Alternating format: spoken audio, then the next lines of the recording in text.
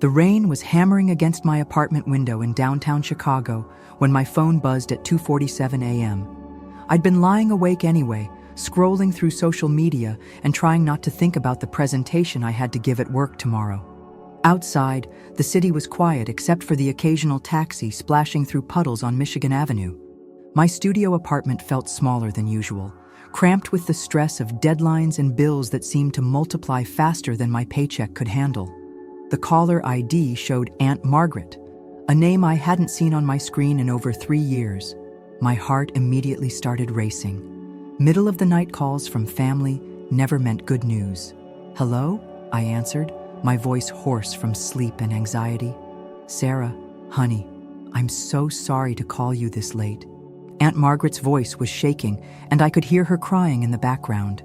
The sound of tissue paper rustling suggested she'd been at this for a while. "It's about your grandmother. She passed away tonight." The words hit me like a physical blow to the chest. I sat up so quickly that my laptop slid off the bed and clattered to the floor. Grandma Rose had been the anchor of our family, the one person who could bring everyone together despite all our differences, our petty arguments, our years of accumulated resentments and misunderstandings. She was 86, but she'd always seemed invincible to me. The kind of woman who could outlive us all through sheer force of will and stubbornness. Just last month, she'd been sending me her famous chocolate chip cookie recipes over email, complete with little notes written in her distinctive handwriting that she'd scan and attach. "Make sure you cream the butter properly, dear. That's the secret to getting them just right. Your grandfather always said my cookies were better than his mother's, but don't tell anyone I said that." She'd even included a photo of herself in her kitchen, flour on her apron, smiling that mischievous smile that had gotten her through 86 years of life's challenges. "What happened?" I managed to ask, my throat feeling like it was closing up. I turned on the bedside lamp, needing light to ground myself in reality. "Her heart, sweetheart. Dr. Patterson said it was peaceful. She went to sleep in her own bed and just didn't wake up." Margaret paused, and I could hear her blowing her nose. "Mrs. Chen found her this morning when she didn't answer the door for their usual Sunday coffee. The paramedics said she'd been gone for several hours. No pain, no struggle, just the way she would have wanted it." I closed my eyes, trying to process the information. Grandma Rose had always said she wanted to die in her own bed, in her own house, surrounded by the memories of a life well lived. In that sense, she'd gotten her wish. But I wasn't ready for her to be gone. None of us were. "The funeral is set for Saturday at St. Michael's," Margaret continued, her voice taking on that practiced tone people use when they've had to repeat the same information multiple times. "Father O'Brien will be conducting the service. He knew your grandmother for over 30 years, so it should be meaningful. I know you and your cousin Derek haven't spoken much lately, but this is family, Sarah. She would have wanted you there." Derek. Just hearing his name made my stomach clench with a familiar mixture of anger and disappointment. My cousin had always been the golden child of the family, charming, successful, and seemingly perfect in everyone's eyes. 6 feet tall with blonde hair and blue eyes that could convince anyone to trust him, Derek had been the quarterback in high school, the valedictorian who got into Northwestern on a full scholarship, the one who graduated law school with honors and landed a job at a prestigious firm in Milwaukee. But I knew better. I'd seen the way he manipulated situations to his advantage, how he could smile and lie without missing a beat, how he always seemed to come out ahead while others paid the price. We'd grown up together, spending summers at Grandma's house, building forts in her backyard, sharing secrets and dreams. But somewhere along the way, we'd become strangers, then rivals, then enemies. The final break had come 3 years ago at my college graduation party. Derek had shown up uninvited and spent the entire evening telling my friends about his recent promotion, his new BMW, his expensive condo overlooking Lake Michigan. When someone asked about my job prospects, he'd laughed and said, "Well, not everyone can be successful. Sarah's always been more of a dreamer than a doer."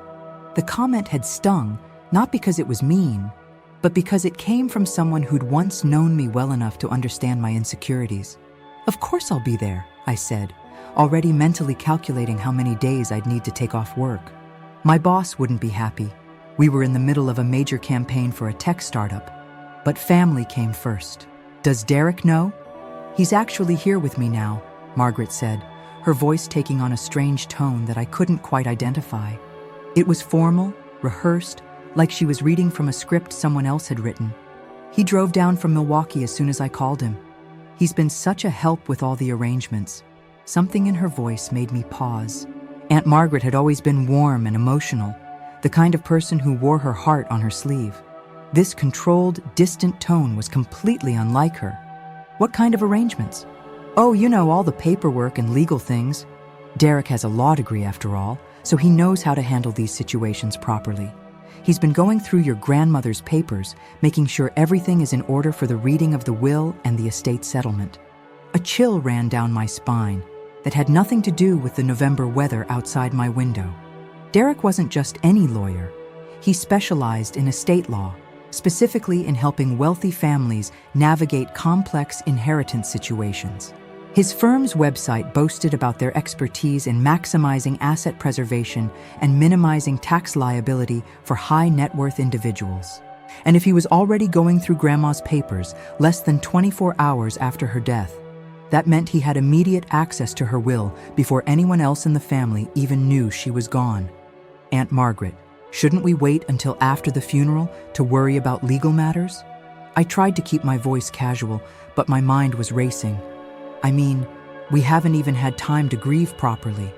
Well, Derek says it's better to get these things sorted out quickly.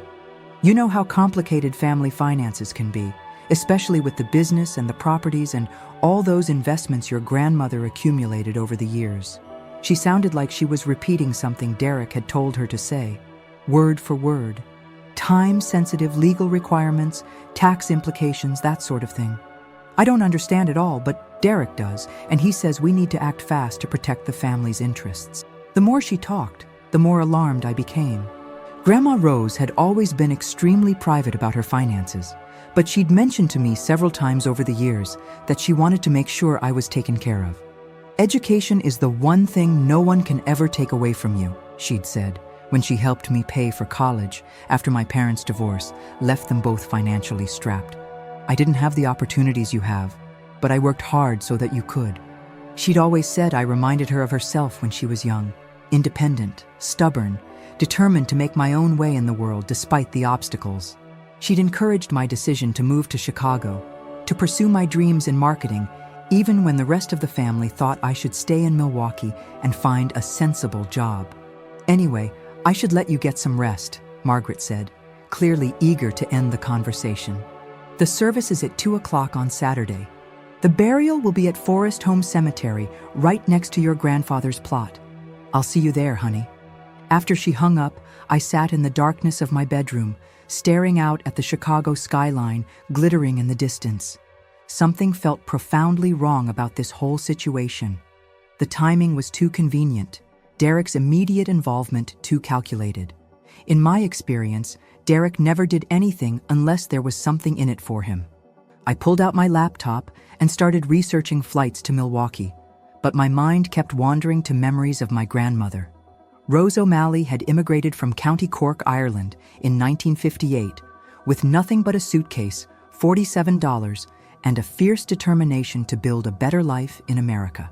She'd met my grandfather, Frank, at a church dance 6 months after arriving. He was a young engineer with big dreams and no money to make them happen. For the first 5 years of their marriage, Grandma worked 2 jobs, cleaning offices at night and working in a factory during the day, to put Grandpa through graduate school and help him start his construction company. She'd raised 4 children while keeping the books for the business, negotiating with suppliers, and somehow managing to save money even when times were tough. When Grandpa died of a heart attack 15 years ago, everyone expected Grandma to sell the construction company and retire quietly.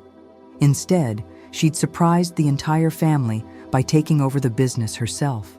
At 71 years old, she'd walked into that office in her best dress and announced to the employees that nothing was going to change except the name on the door. "Your grandfather built this company on honesty and hard work," she told them. "Those values don't die with him." For the next 10 years, she'd run O'Malley Construction with the same combination of toughness and fairness that had made it successful under my grandfather's leadership.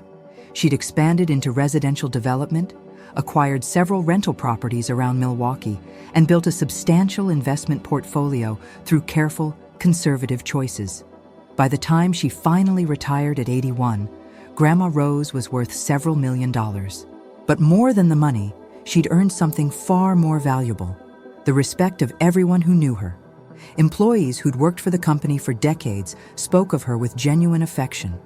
Tenants in her rental properties never had to worry about unfair rent increases or ignored maintenance requests. She'd built her wealth through integrity, not exploitation. And now Derek was handling her affairs. I booked the earliest flight I could find for Friday morning and then spent the rest of the night researching Derek's law firm online. What I found made my stomach turn. Kellerman, Walsh & Associates specialized in what they euphemistically called family wealth management, but their track record told a different story. Case after case of contested wills, family disputes, elderly clients who'd mysteriously changed their estate plans shortly before dying. Derek's bio on the firm's website was particularly revealing. In addition to his law degree, he'd completed specialized training in estate planning for incapacitated individuals and crisis intervention for families in transition. The language was clinical, professional, but I could read between the lines. He'd learned how to manipulate vulnerable people when they were at their weakest. One particular case study caught my attention. 2 years ago, the firm had represented the family of an elderly widower who'd unexpectedly changed his will to leave everything to a distant nephew instead of his longtime housekeeper and close friends. The original beneficiaries had challenged the will, claiming the old man had been coerced while recovering from surgery. Derek had successfully defended the new will in court, arguing that the deceased had simply come to his senses about proper family succession. As I tried to fall back asleep, I couldn't shake the feeling that this weekend was going to change everything. Derek had opportunity, motive, and expertise. The only question was whether I could figure out what he'd done and find a way to stop him before he got away with it. Whatever Derek was planning, I wasn't going to let him get away with it. Grandma Rose had worked too hard, sacrificed too much, and loved too deeply for her legacy to be stolen by someone who only showed up when there was something to gain. I just didn't realize how right I was, or how far Derek was willing to go to protect his scheme. The plane touched down at Mitchell International Airport on Friday morning under gray November skies that seemed to press down on the city like a heavy blanket. Milwaukee in late autumn was a study in brown and gray, the trees stripped bare by recent storms, Lake Michigan looking cold and unwelcoming in the distance, the whole landscape drained of color and warmth. I'd grown up here, but coming back always felt strange now, like visiting a place I'd only dreamed about. The familiar landmarks, the brewery district, the Third Ward, the church spires dotting the horizon, looked smaller and more tired than I remembered. Or maybe I was the one who'd changed. I rented a white Nissan at the airport and drove through the familiar streets toward Grandma's neighborhood. The GPS wasn't necessary. I could have found my way blindfolded.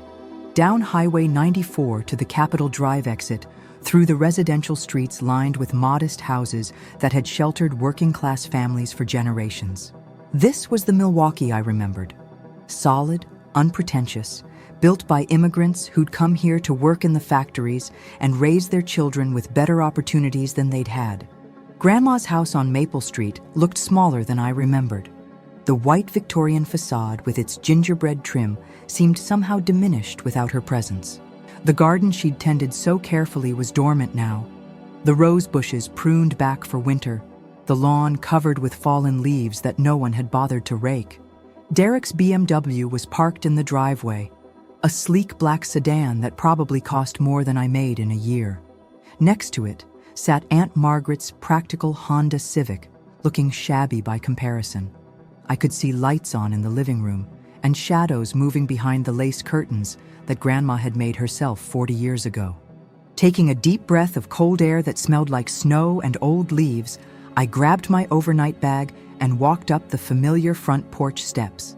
The wooden boards creaked under my feet the same way they had when I was 10 years old, racing up to ring the doorbell and throw myself into Grandma's arms. The memory hit me with unexpected force, and I had to pause for a moment to collect myself.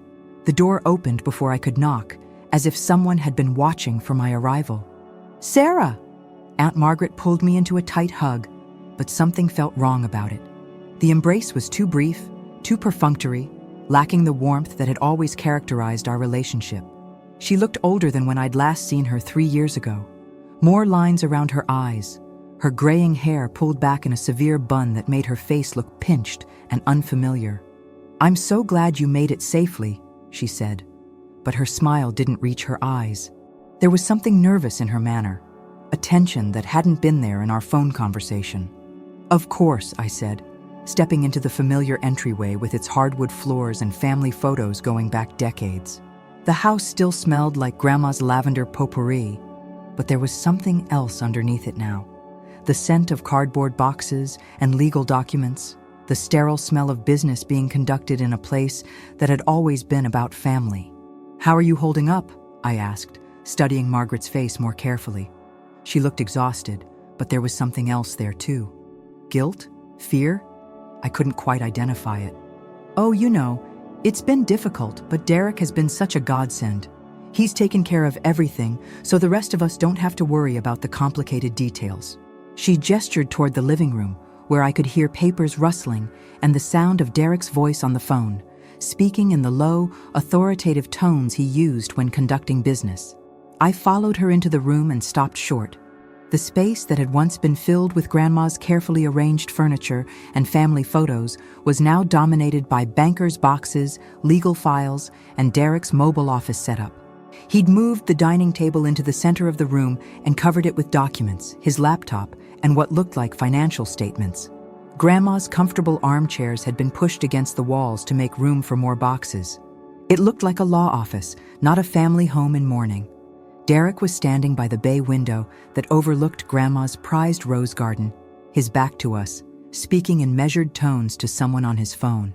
He was wearing an expensive charcoal suit that fit him perfectly, his blonde hair styled with the kind of precision that spoke of regular visits to upscale salons. Even from behind, he radiated the confidence of someone completely in control of his environment. "I understand the timeline is tight," he was saying, "but I need those documents filed by Monday morning." "Yes, I'm aware of the implications. That's exactly why we need to move quickly. The estate is substantial, and delays could cost the family significantly in tax penalties." He paused, listening to the response, then continued. "No, I don't anticipate any complications. The beneficiaries are all in agreement about moving forward efficiently. Some of them are emotional right now, as you'd expect, but I'm handling the family dynamics."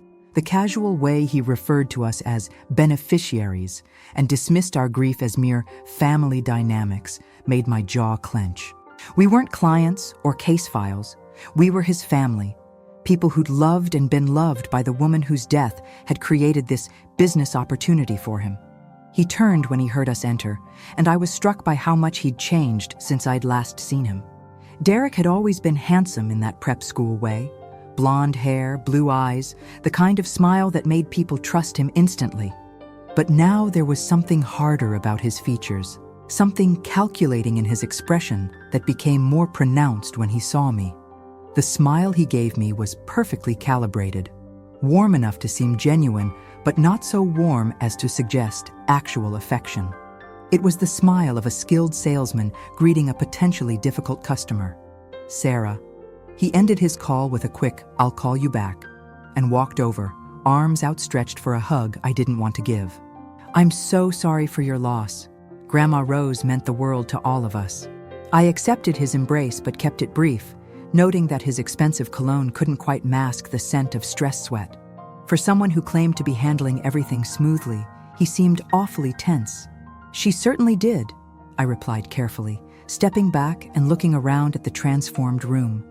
"I see you've been busy with the arrangements." Derek followed my gaze and had the grace to look slightly embarrassed.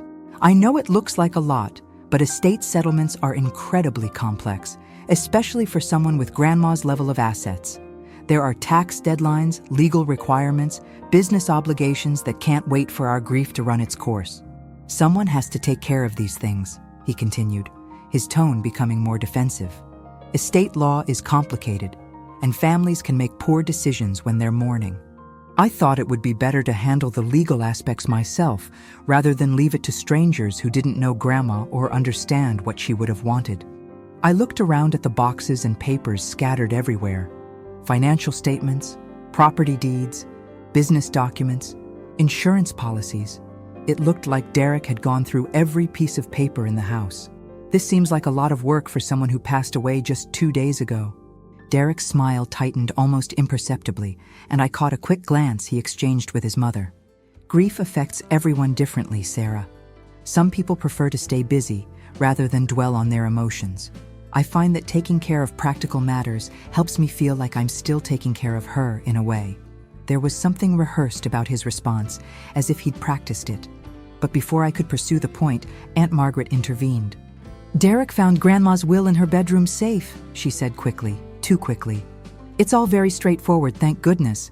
She left clear instructions about how she wanted everything handled, so there shouldn't be any confusion or family disputes." "Her bedroom safe?" I frowned. This was the first I'd heard of Grandma having a safe in her bedroom. She'd always been careful about security, but she'd also always said that keeping valuable documents at home was asking for trouble. "I thought she used the bank for important papers like that." "People change their habits as they get older," Derek said smoothly. But I noticed his hands were slightly damp with perspiration when he gestured. "She probably wanted easier access to her important papers, especially after your grandfather died. The will is dated just 6 months ago, so it's definitely her most recent wishes. Everything is properly notarized and witnessed according to Wisconsin law." Something cold settled in my stomach. 6 months ago, Grandma Rose had been in the hospital with pneumonia that had developed into a serious respiratory infection. She'd been weak, confused at times from the medication and the lack of oxygen, and Derek had visited her several times during that period.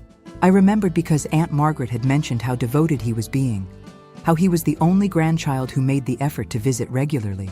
At the time, I'd felt guilty about not being able to get time off work to make the trip from Chicago. Now I was wondering what had really been happening during those devoted visits. "I'd like to see the will," I said, keeping my voice as neutral as possible. Derek's expression didn't change, but I caught another quick glance between him and his mother. This time, Margaret looked away first, her face flushing slightly.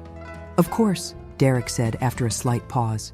"Though I should mention that, as the executor, I need to handle the official reading with all beneficiaries present. That's scheduled for Monday morning at my office. It's important to follow proper legal procedures to avoid any complications later." "I'm not asking for an official reading," I said firmly. "I just want to see what it says. As family, don't I have that right?" Derek studied me for a long moment, clearly weighing his options. I could practically see him calculating risks and benefits, trying to determine whether refusing would create more problems than complying. "Technically, no," he finally said, his lawyer voice taking over. "The contents of a will are confidential until the official reading, but I suppose there's no harm in giving you the general overview, especially since we're all family here." He walked over to one of the banker's boxes and pulled out a thick document bound in dark blue covers.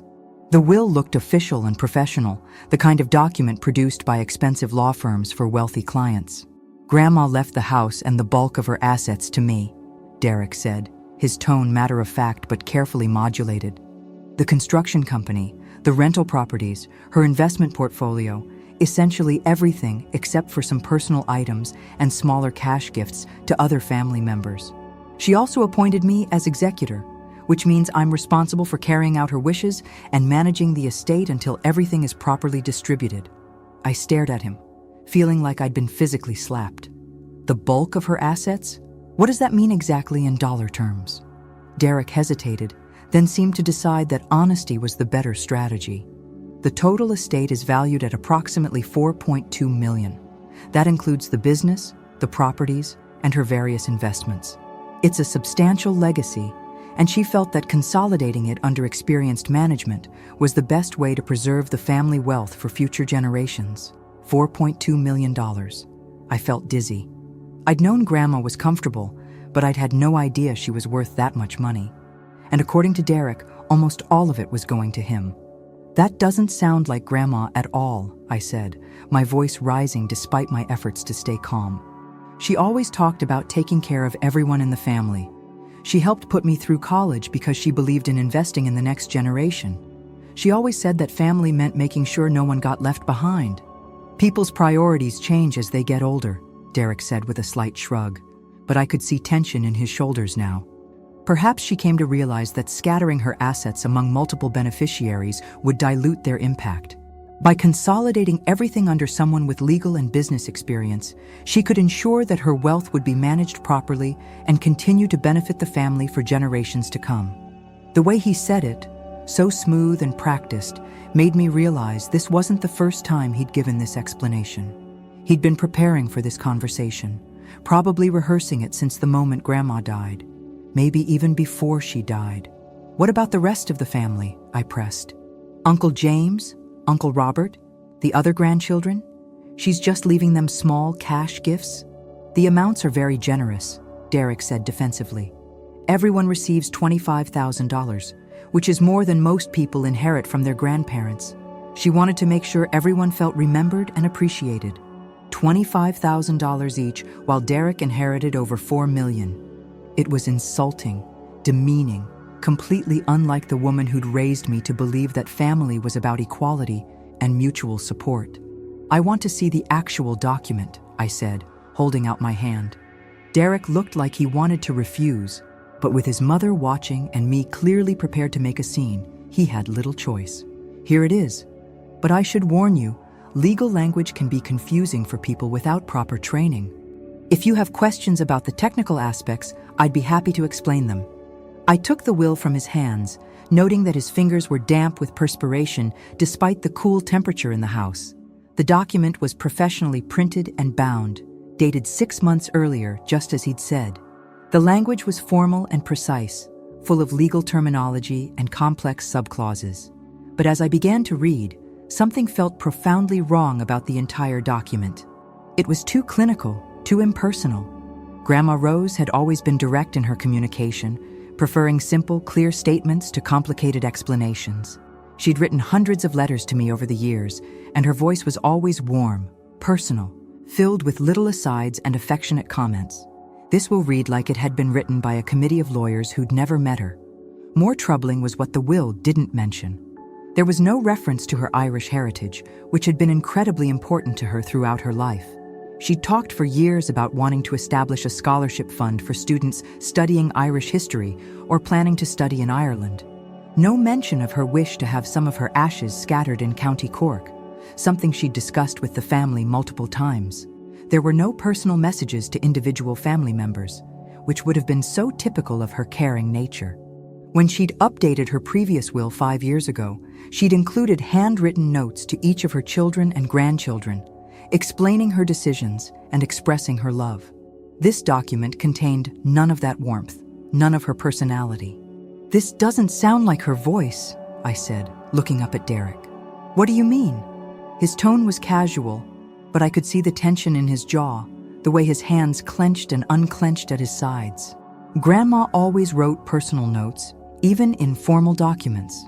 When she helped me with my college loan paperwork, she included a handwritten letter about why education was important to our family history.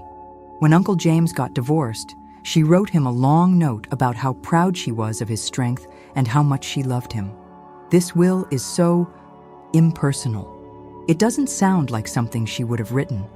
Legal documents have to follow certain formats, Derek explained, but his voice had taken on a defensive edge. Personal touches aren't always appropriate in binding contracts. The important thing is that her intentions are clearly stated and legally enforceable. But I wasn't convinced. Every instinct I had was screaming that something was wrong with this situation. The timing, the circumstances, the complete personality change reflected in the will's language and provisions. None of it added up to the woman I'd known and loved for 28 years. As I handed the will back to him, I made a decision.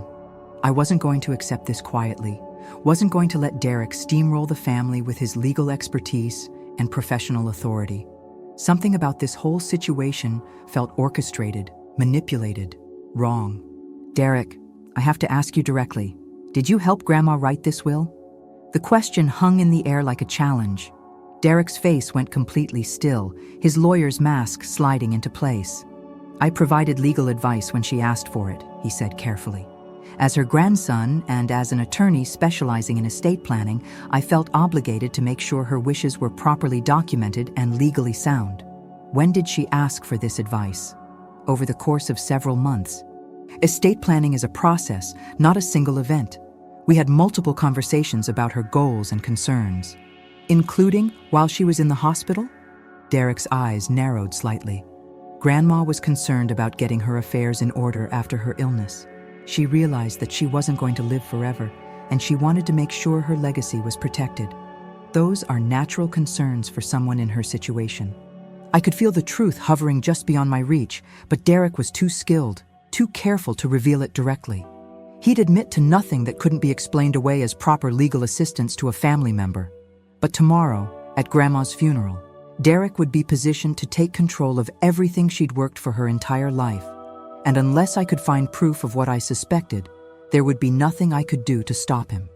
As I looked around the room at the boxes of documents, the professional setup, the systematic dismantling of my grandmother's life, I realized that this wasn't just about money. This was about justice, about protecting the memory and legacy of a woman who dedicated her life to taking care of others. Derek had counted on my grief, on the family's confusion and emotional vulnerability, to let him get away with whatever he'd done. But he'd made one critical mistake. He'd underestimated how much I loved my grandmother and how far I was willing to go to protect her memory. The battle lines were drawn. Tomorrow, in front of the entire family and everyone who'd loved Grandma Rose, one of us was going to be exposed as a fraud. I just had to make sure it was him and not me. That night, I checked into the Hampton Inn downtown rather than accepting Derek's offer to use Grandma's guest room.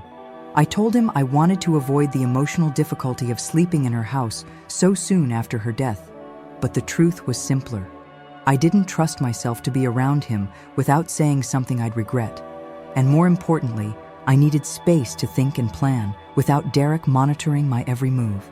The hotel room was generic and sterile, the kind of place where business travelers stayed when they were passing through Milwaukee on their way to somewhere more important.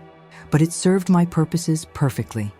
I ordered room service, spread out my laptop and notepad on the small desk, and prepared to spend the night researching everything I could find about Derek's legal practice and Grandma's financial affairs. As I ate a mediocre chicken Caesar salad and sipped hotel coffee, I kept thinking about the will and how fundamentally wrong it felt. I'd known my grandmother for 28 years. She'd been the most generous person I'd ever met, someone who remembered every family member's birthday, who made sure no one was left out during the holidays, who'd spent her entire life putting other people's needs before her own. The idea that she would suddenly decide to leave everything to one person, especially someone she'd often worried was too focused on money and not enough on family, just didn't make sense. Derek had always been her concern among the grandchildren. Successful but cold, ambitious but lacking empathy. She'd mentioned to me more than once that she worried about his priorities. "Success is important," she'd said during one of our phone conversations last year, "but not if it comes at the expense of your soul." Derek has everything a person could want materially, but I sometimes wonder if he has anything that really matters. Around midnight, I gave up on sleep and pulled out my laptop. If Derek was manipulating this situation, there might be evidence of it online. I started with social media, looking through his recent posts and activities on LinkedIn, Facebook, and Instagram. Most of it was typical lawyer stuff, professional achievements, networking events, photos of his expensive lifestyle. Pictures of his downtown Milwaukee condo, with its panoramic view of Lake Michigan, his BMW at various upscale restaurants, vacation photos from places like Aspen and the Hamptons, everything carefully curated to project success and sophistication. But then I found something that made my stomach drop. 3 months ago, Derek had posted on LinkedIn about a challenging estate case he was working on, one that involved complex family dynamics and significant assets. The post was professionally written and deliberately vague, but one phrase caught my attention. Sometimes the most rewarding cases are the ones that allow you to help family members understand what's truly in their best interests. The post had received dozens of likes and several comments from other lawyers praising Derek's dedication to family-centered estate planning. But the timing bothered me immensely. 3 months ago was right around when Grandma had started to recover from her pneumonia, when she would have been vulnerable and possibly confused about legal matters. I screenshot the post and kept digging. Derek's law firm, Kellerman, Walsh and Associates, had an extensive website with case studies and testimonials. Under Derek's professional bio, I found something that made my blood run cold. One of his specialties was listed as will contests and probate litigation.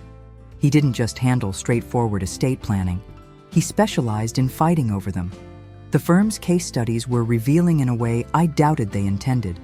Case after case of elderly clients who'd made surprising changes to their estate plans, often benefiting family members who happened to be lawyers or business professionals.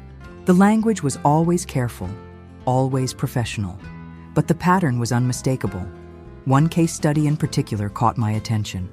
2 years ago, Derek had represented a family where an elderly widower had unexpectedly changed his will to leave his $3 million estate to a nephew who was an accountant, cutting out the longtime housekeeper and several close friends who'd been caring for him.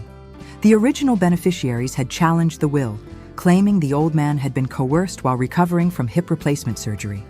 Derek had successfully defended the new will in court, arguing in his brief that the deceased had simply gained clarity about proper family succession and recognized the importance of leaving his assets to someone with the professional expertise to manage them appropriately.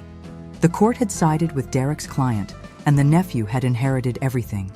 The parallels to Grandma's situation were chilling. An elderly person changing their will while recovering from illness. A sudden decision to leave everything to a family member with professional qualifications. The disinheritance of people who'd been close to the deceased. But I needed more than suspicious coincidences. I needed proof. I spent the next 2 hours researching Wisconsin estate law, trying to understand the legal requirements for a valid will. What I learned was both encouraging and terrifying. Wisconsin had strict rules about will execution. 2 witnesses were required, and they had to actually see the person sign the document.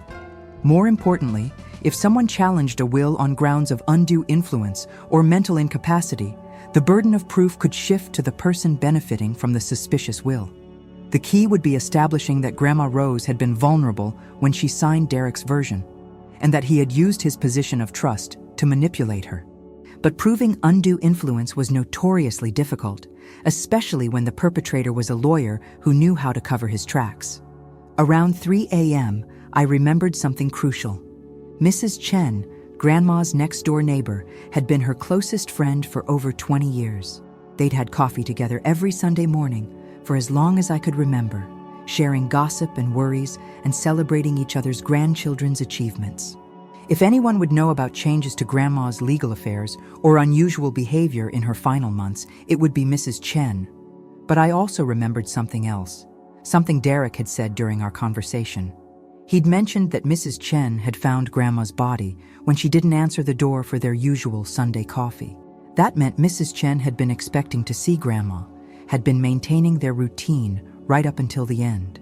If Grandma had been acting strangely or seemed confused about important decisions, Mrs. Chen would have noticed. I set my alarm for 7 a.m. and finally tried to get some sleep, but my mind kept racing. Every instinct I had was telling me that Derek had manipulated a vulnerable elderly woman into signing a document that betrayed everything she'd believed in. But intuition wouldn't hold up in court, and Derek was too smart to leave obvious evidence lying around. The next morning dawned gray and cold, with a bitter wind that rattled my hotel room windows. I dressed in the black suit I'd brought for the funeral, grabbed a quick breakfast in the hotel lobby, and drove back to Maple Street earlier than I'd planned. Derek's BMW was gone from the driveway, which gave me the opportunity I needed. Mrs. Chen answered her doorbell on the second ring, as if she'd been waiting for someone to visit. She was a tiny woman in her 70s, barely 5 feet tall, but she had the energy and alertness of someone half her age. Her silver hair was perfectly styled, and despite the early hour, she was already dressed in a neat navy pantsuit. "Sarah!" Her face lit up with genuine pleasure, but I could see the sadness in her dark eyes. She pulled me into a fierce hug that felt like coming home. "I'm so sorry about your grandmother. She was like a sister to me. Thank you, Mrs. Chen. I'm going to miss her so much." I accepted her invitation to come in for tea, knowing this conversation could be the key to everything. Her living room was immaculate, filled with family photos and delicate Chinese porcelain that she'd inherited from her own grandmother. "I still can't believe she's gone," Mrs. Chen said as she prepared tea with the careful ritual of someone who'd been practicing the ceremony for decades. Just last Sunday, we were sitting in her kitchen talking about her plans for Christmas. She was so excited about having everyone together, especially you. She missed you terribly, you know. The mention of Christmas plans made my heart ache. Grandma had always been the one to organize our family celebrations, sending out handwritten invitations months in advance, planning menus that accommodated everyone's dietary restrictions, making sure every person felt welcome and valued. Mrs. Chen, I was wondering if I could ask you about something important. Did Grandma seem different to you in the last few months, after she got out of the hospital? Mrs. Chen's expression grew troubled, and she set down her delicate teacup with more force than necessary. You know, she did seem stressed about something. She kept talking about family and making sure everyone was taken care of. But she also seemed worried about legal matters she didn't understand. What kind of legal matters? Your cousin Derek visited her several times while she was recovering. He said he was helping her get her affairs in order, making sure everything was properly documented for tax purposes. Mrs. Chen paused, choosing her words carefully. But Rose seemed confused about some of the papers he brought. She'd call me after his visits, asking if I thought she'd made the right decisions. My pulse quickened. What did she say exactly? She was worried that she might have been too generous, or maybe not generous enough. She kept saying that she wanted to be fair to everyone. But Derek had explained that tax laws were complicated and that certain arrangements would be better for the family in the long run. Mrs. Chen's voice grew more troubled. But Rose was always so sharp about her finances. It wasn't like her to sign something she didn't fully understand. Did she mention signing specific documents? Mrs. Chen nodded grimly. About 4 months ago, she called me crying because she couldn't remember signing something Derek said was important for her estate planning. She was so upset, saying that her memory wasn't what it used to be, that maybe she was getting too old to handle her own affairs. 4 months ago. That would have been right after Grandma's hospitalization, when she was still weak and probably on medications that could affect her cognitive function. The timeline was becoming clearer, and it was damning. "There's something else," Mrs. Chen continued, her voice dropping to almost a whisper. "The week before she died, Rose asked me to witness her signature on some documents. She said it was important, that she wanted to make sure everything was done properly. But when I got to her house, Derek was there, and he said they'd already taken care of it and didn't need me anymore." My heart began to race. "What kind of documents?" "I don't know. Derek was very polite but firm about not needing my help. He thanked me for coming over, but said that they'd decided to use witnesses from his law firm instead, for professional liability reasons." Mrs. Chen's eyes filled with tears. Rose seemed disappointed, but she didn't want to make a fuss. She always hated confrontation. The picture was becoming clearer and more disturbing. Derek had isolated Grandma from her closest friend during what might have been her attempt to correct or change the will he'd pressured her into signing months earlier. "Mrs. Chen, do you remember when Grandma last updated her will before Derek got involved?" "Oh yes, she was very proud of that. About 5 years ago, she had it all redone at the bank. She asked me to be one of the witnesses, along with 2 bank employees. She was so careful about following all the proper procedures." Mrs. Chen frowned deeply. "But Derek told everyone he found the current will in her bedroom safe. That surprised me because Rose always said she didn't trust keeping important papers at home. Too much risk of fire or theft, she used to say." This was the confirmation I'd been hoping for. The will Derek was using wasn't just suspicious. It contradicted Grandma's established practices and preferences. She'd always used the bank for important document storage and witness services. The idea that she'd suddenly started keeping her will at home, witnessed by Derek's associates instead of neutral parties, was completely out of character. "Mrs. Chen, would you be willing to testify about what you witnessed if it became necessary to challenge Derek's will?" Her eyes sharpened with understanding and determination. "Sarah, do you think Derek did something improper?" "I think he took advantage of Grandma when she was vulnerable, and I'm not going to let him get away with it. But I need people who knew her well to help establish what her real wishes were. Mrs. Chen stood up with the decisiveness of someone who'd made an important decision. Rose was the best friend I ever had. We shared everything. Our worries about our children, our pride in our grandchildren, our fears about getting old and being taken advantage of. If someone cheated her out of her final wishes, if someone used her trust against her, then I'll do whatever it takes to make it right. She walked over to an antique secretary desk and pulled out a small address book. There are other people who need to know about this. Rose's bridge club, her church friends, employees from the construction company, people who knew her values and would be shocked by what Derek claims she decided. As Mrs. Chen began making a list of potential witnesses, I felt something I hadn't experienced since receiving Aunt Margaret's phone call: hope. Derek might have legal expertise on his side, but I was building something more powerful. A community of people who'd loved Grandma Rose and understood what she really stood for. There's one more thing, Mrs. Chen said, looking up from her writing. Rose mentioned several times that she wanted to make sure you were taken care of, especially with your student loans and trying to build your career in Chicago. She was so proud of your independence, but she worried about you struggling financially. The idea that she'd leave you only a small cash gift while giving everything to Derek. That's not the Rose O'Malley I knew. I felt tears threatening, but I blinked them back. This wasn't the time for emotion. It was the time for action. Mrs. Chen, I have an idea, but it's going to require perfect timing and a lot of courage. As I explained my plan, I watched her face transform from concern to determination to something that looked almost like fierce joy. By the time I finished, she was smiling for the first time since I'd arrived. Your grandmother always said you had more backbone than the rest of the family combined, she said approvingly. She'd be proud of what you're planning to do. I left Mrs.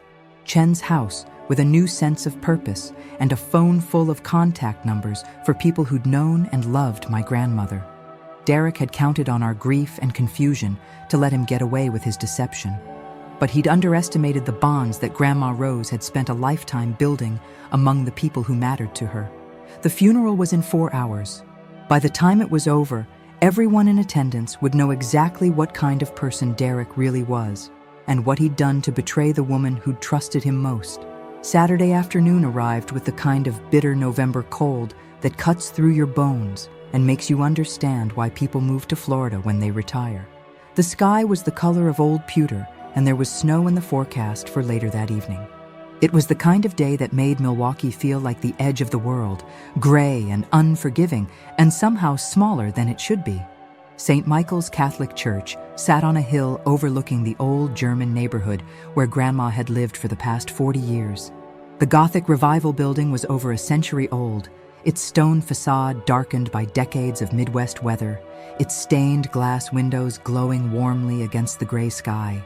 This was where Grandma had attended Mass every Sunday for 4 decades, where she'd lit candles for family members facing difficulties, where she'd found comfort and community through all the challenges of her long life.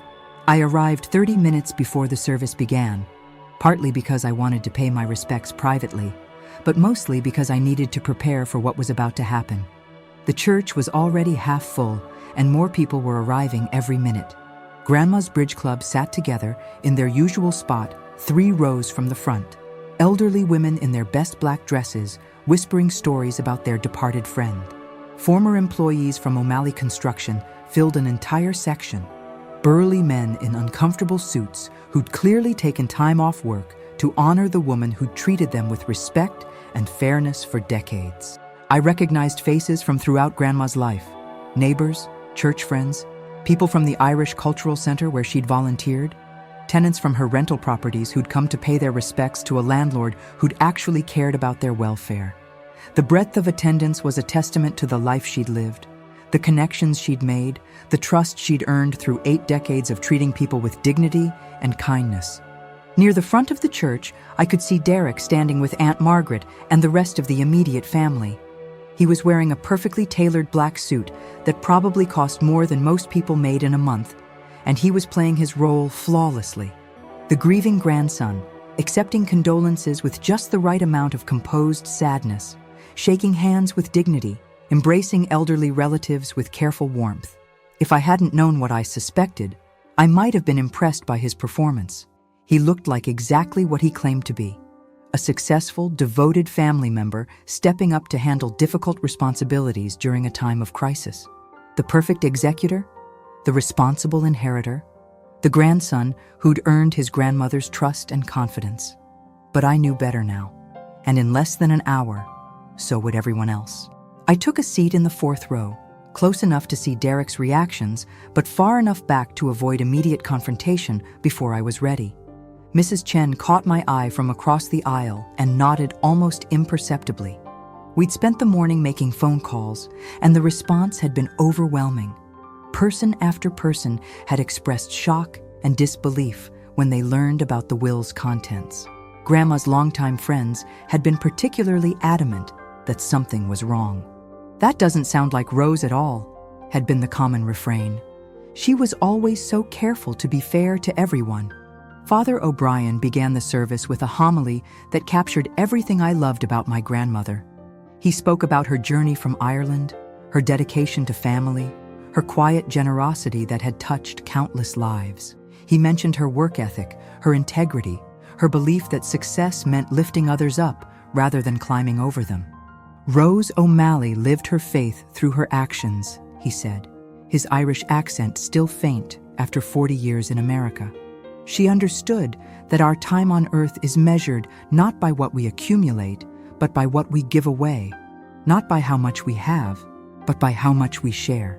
The words felt like an indictment of Derek's version of Grandma's final wishes. How could a woman who'd spent her entire life giving to others suddenly decide to leave everything to one person? After the religious service, we moved to the church basement for the reception. It was the kind of potluck meal Grandma would have loved. Casseroles and homemade desserts prepared by women who'd known her for decades. Stories and laughter mixed with tears, the warm chaos of a community celebrating a life well lived. I moved through the crowd accepting hugs and sharing memories, but my attention was focused on Derek. He was holding court near the memory table, surrounded by relatives and family friends, telling carefully crafted stories about Grandma's business acumen and her wise financial planning. "She was incredibly forward-thinking about estate planning," he was saying to a group that included several of my uncles and cousins. "Even in her final months, she was focused on making sure her legacy would be properly managed and preserved for future generations. She understood that emotional decisions aren't always the best financial decisions." The way he phrased it made my stomach turn. He was laying the groundwork for defending his inheritance, painting himself as the rational choice while implying that anyone who questioned the will was being driven by emotion rather than logic. "That's why she made the decisions she did about her estate," Derek continued, his voice carrying across the room. "She wanted to make sure her wealth would be in the hands of someone with the professional expertise to manage it appropriately. She was thinking about her great-grandchildren, about building generational wealth rather than just distributing cash gifts that might be spent quickly." I couldn't listen to any more of his lies. It was time. Moving closer to the group, I raised my voice just enough to be heard clearly by everyone in the immediate area. "Derek, I'd like to ask you something about Grandma's estate planning." The conversation around us gradually quieted as people sensed the tension in my tone. Derek's smile remained fixed, but I saw his eyes narrow slightly as he recognized the challenge in my voice. "Of course, Sarah, though I'm not sure this is the appropriate time or place for legal discussions. Perhaps we could talk privately after the reception?" "I think Grandma's funeral is exactly the right place to talk about her true wishes," I replied, my voice carrying across the now silent room. "Especially when there are serious questions about whether those wishes were properly documented." A murmur ran through the crowd. People were starting to pay attention, sensing that something significant was happening. Derek's face flushed slightly, but he maintained his professional composure. "I'm not sure what you're implying, Sarah, but I can assure everyone here that Grandma's will is perfectly legal and represents her genuine desires. Everything was done according to proper legal procedures." "Then you won't mind explaining why she asked Mrs. Chen to witness document signings that you then told her weren't necessary?" I looked around the room, seeing faces filled with confusion and growing concern. Or why the will you claim to have found was supposedly in her bedroom safe when she always kept important documents at First National Bank. The room was completely silent now. Even the kitchen workers had stopped what they were doing to listen. Derek's jaw tightened, and I could see him calculating his response, weighing his legal training against the hostile environment he suddenly found himself in. "Sarah, I understand you're grieving," he said, his voice taking on the patronizing tone lawyers use when they want to discredit an opponent. "But making unfounded accusations isn't going to bring Grandma back. It's only going to create unnecessary conflict during a difficult time for the family." "You're absolutely right," I said, reaching into my purse and pulling out my phone. "Accusations without proof are meaningless. That's why I spent this morning gathering evidence." Derek's face went pale. I could see Aunt Margaret looking back and forth between us with growing alarm, finally beginning to understand that this wasn't just a family disagreement. I spoke with Mrs. Rodriguez, the manager who handled Grandma's accounts at First National Bank for 15 years, I announced to the room. She confirmed that Grandma maintained an active safety deposit box until the day she died. And guess what was in it? I paused, letting the tension build. Everyone in the room was staring at me now, hanging on every word. Derek looked like he wanted to stop me, but any move he made would only confirm the guilt that was already written across his face. Her real will, dated just 2 months ago, witnessed by 2 bank employees, and notarized according to proper legal procedure. A will that leaves her assets to be divided equally among all her grandchildren, with specific provisions for her Irish Heritage Preservation Fund and college scholarships for future generations. The gasps and exclamations from the crowd were immediate and overwhelming.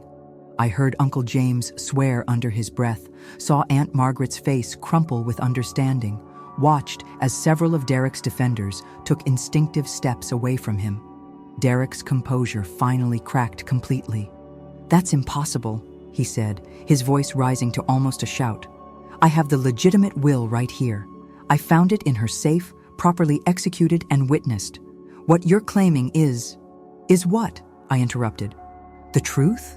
The document that reflects the values Grandma lived by her entire life? The will that actually sounds like something she would write, instead of something a lawyer would craft to benefit himself?" I pulled out a folder I'd been carrying and opened it for everyone to see. "This is a copy of the real will, obtained this morning from the bank with proper legal authorization. Would you like me to read some of the personal messages she included?" Derek looked panicked now, his lawyer's training completely abandoned. "Even if there were multiple documents," he said desperately, "the most recent one would take precedence. Mine is dated more recently." "Actually, no," I said, enjoying the moment of revelation. "Your fabricated will is dated 6 months ago. The real will from the bank is dated 8 weeks ago. Apparently, Grandma had second thoughts about whatever you pressured her into signing while she was recovering from pneumonia." The reaction from the crowd was immediate and damning. Voices rose in anger and disgust as people began to understand the full scope of what Derek had attempted. Mrs. Chen stepped forward, her small frame radiating indignation. "I witnessed Rose trying to make changes to her legal documents," she announced to the room. "Derek prevented me from helping her, said she didn't need witnesses from outside his law firm. Now I understand why." Other voices joined in. Margaret Wilson from the Bridge Club stood up shakily. "Rose called me crying 2 months ago, said she was worried she'd made a mistake with her estate planning. She wanted to make sure Sarah was properly taken care of." Tom Kowalski, the foreman from O'Malley Construction, stepped forward. "Mrs. O'Malley talked to me about establishing scholarships for workers' kids who wanted to go to college. Said it was important to help people move up in the world. That sure doesn't sound like leaving everything to one person." The testimonials continued, each one painting a clearer picture of Derek's deception and Grandma's true intentions. Derek looked around the room desperately, seeing only condemnation and disgust in every face. "This is all a misunderstanding," he said, his voice cracking with desperation. "I was trying to protect the family assets, to make sure you got everything," I interrupted, my voice strong and clear. "While the rest of us were grieving, you were stealing from a woman who loved and trusted you. While we were planning her funeral, you were counting your inheritance. Aunt Margaret finally found her voice, standing up from her chair with tears streaming down her face. "Derek, please tell me Sarah is wrong. Tell me you didn't take advantage of your own grandmother." But Derek couldn't meet his mother's eyes. The silence stretched on, damning in its completeness, until Uncle James stepped forward with the authority of the family patriarch. "Derek, I think you need to leave. Now. This is all based on misunderstandings and emotional reactions." Derek tried one more time, but his authority was completely gone. "When cooler heads prevail, when people understand the legal complexities involved, get out," Uncle James repeated, his voice like steel. "Before I do something I'll regret." Derek looked around the room one more time, seeing only condemnation in every face. Even his own mother had turned away from him, unable to look at what her son had become. Without another word, he pushed through the crowd and left the church basement. The sound of his BMW starting up and driving away was the last we heard from him that day. In the silence that followed Derek's departure, Aunt Margaret collapsed into a chair, sobbing. "I can't believe he would do this, to his own grandmother. How could I not see what kind of person he'd become?" Mrs. Chen moved to comfort her, along with several other women who understood the special pain of discovering that someone you love has betrayed your trust. "He fooled all of us, dear Mrs. Chen said gently. "That's what makes him so dangerous." But Sarah stopped him. "Rose would be proud." Uncle James looked at me with something like awe. "How did you figure it out?" "I knew it wasn't like her," I said simply. The will Derek showed us didn't sound anything like Grandma's voice, didn't reflect her values or her wishes. So I started asking questions and listening to the answers. Father O'Brien, who had witnessed the entire confrontation, stepped forward. "What happens now? Legally, I mean." I looked around the room at the faces of people who'd loved my grandmother, people who understood what she'd really stood for. "Now we make sure her real wishes are honored. Derek can fight it in court if he wants, but he'll be facing not just the real will, but testimony from dozens of people who knew Grandma's true character." As the family began to process what had happened, discussing the legal steps we'd need to take and the evidence we'd need to gather, I found myself thinking about Grandma's final gift to us. It wasn't just the money or property she'd left behind. It was the reminder that family means protecting each other, especially from those who would exploit trust and love for personal gain. Derek had counted on our grief and confusion to let him get away with his deception. But he'd underestimated the bonds that Grandma Rose had spent a lifetime building among us. Those bonds were stronger than his lies, more durable than his legal manipulations. Over the following weeks, the legal proceedings unfolded exactly as I'd expected. Derek hired expensive lawyers to contest the bank's will, but their arguments crumbled under the weight of evidence and testimony. Mrs. Chen's account of being prevented from witnessing Grandma's signature, combined with medical records showing her vulnerability during the period when Derek's will was allegedly signed, painted a clear picture of elder abuse. The real will was validated, and Derek's fraudulent document was thrown out. More importantly, the Wisconsin State Bar Association opened an investigation into Derek's conduct, eventually leading to his suspension from practice and criminal charges for fraud and elder abuse. But the most satisfying moment came 6 months later, when we established the Rose O'Malley Memorial Scholarship Fund exactly as she'd specified in her real will. The first recipients were 3 kids from the construction company families, young people who'd been given the chance to pursue college educations they never could have afforded otherwise. Standing in the scholarship ceremony, watching those young faces light up with possibility and hope, I finally understood what Grandma had really left us. It wasn't just money. It was the continuation of her values, her belief in lifting people up, her commitment to making sure that success meant helping others succeed.